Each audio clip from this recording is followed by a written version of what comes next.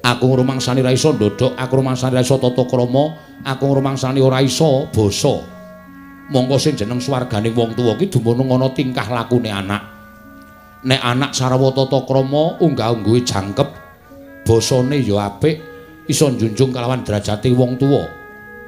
Ning nadyan to anak sugih blegedhu iso munjung ingkung gajah saben dina marang wong tuwa, nek kelakuane mersal bedugal kuwi dadi jalaran neraka tumraping wong tuwa.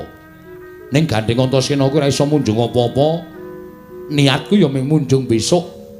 Mangsa kala aku iso nglabuhi marang para Pandhawa. Iso ora Mbah kira-kira nek miturut paningali Simbah Sabdawala panjangkaku iki lakon ora?